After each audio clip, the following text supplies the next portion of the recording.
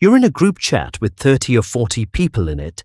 Someone posts that they're having a rough week, maybe worse than they're letting on. You read it, you feel a small pull to say something, and then you think someone closer to them will check in first, so you keep scrolling. Now stretch that same instinct across an entire street in the middle of the night, and you have the most famous psychology story of the 20th century. You've probably heard some version of it. A young woman is murdered outside her own apartment building in Queens, New York, while dozens of neighbors watch from their windows and do nothing. 38 witnesses, half an hour of screaming, not one phone call until she was already dead.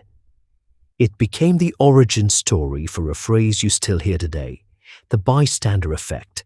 The idea that the more people who see you in trouble, the less likely any single one of them is to help. Here's what actually happened on that street.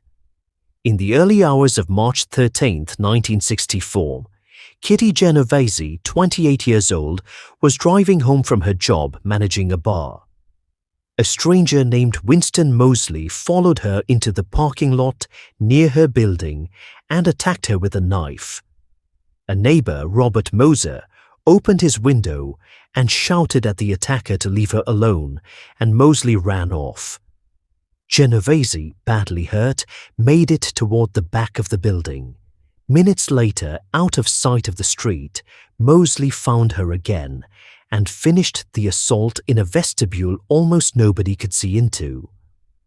Less than a week after the murder, Mosley was arrested on an unrelated burglary charge, and it was only then that he confessed. 2 weeks after the murder, the New York Times ran a front-page story headlined, "37 Who Saw Murder Didn't Call the Police." Even the story couldn't keep its own number straight.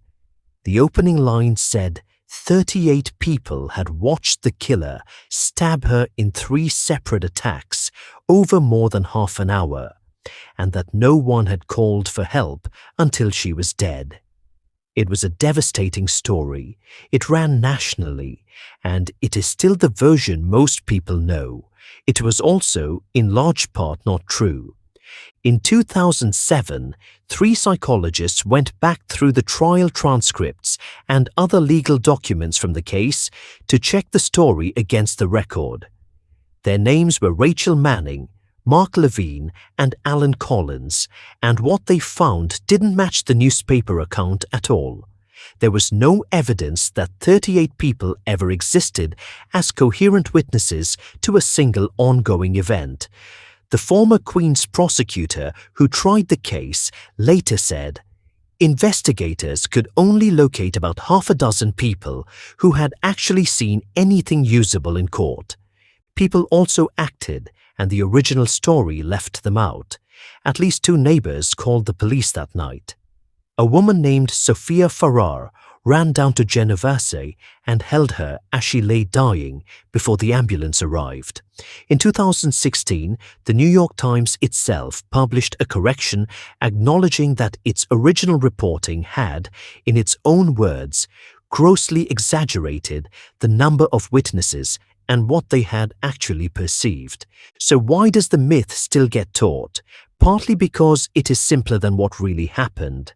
The psychologists who re-examined the case described it as a kind of modern parable, almost a mirror image of the Good Samaritan story, except this one is about a city of strangers who walk past. A clean, frightening image like that survives in a headline or a textbook paragraph far better than the messier truth. A handful of confused people catching fragments of a fast, chaotic crime in the dark, some of whom did try to help. Here's the part that makes the real version more interesting, not less. The phenomenon the Genovese case supposedly proved, that a crowd of witnesses makes each individual less likely to act, is real. It just wasn't demonstrated by that night in Queens. It was demonstrated afterward in controlled lab experiments by John Darley and Bibb Latané, who were directly responding to the Genovese headlines and wanted to test the idea properly. In one of their studies, college students sat in a waiting room that slowly filled with smoke. Alone, 75% of them got up and reported it within minutes. Sitting with two other people who had been told beforehand to stay calm no matter what, only 10% did. Nobody was being cruel. Each person glanced at the calm strangers next to them and quietly decided the smoke probably wasn't a real emergency. That basic pattern has held up well since. A 2011 meta-analysis pooling over 7,000 participants across more than 100 studies confirmed the effect is genuine, though modest, and it shrinks considerably when a situation is obviously dangerous rather than ambiguous, which is exactly the opposite of what the Genovese myth implied. More recent research complicates the picture even further. A team of researchers reviewed real closed-circuit camera footage of arguments and physical fights in public spaces across several countries. Bystanders intervened in about 91% of those real conflicts, and having more people present was linked to a higher chance someone would step in, not a lower one. This study, it turns out, was co-led by one of the same three psychologists who had gone back through the trial records on the Genovese case years earlier and found the original story didn't hold up. One more thread ties back to that small private pull you felt reading a group chat at the start of this video.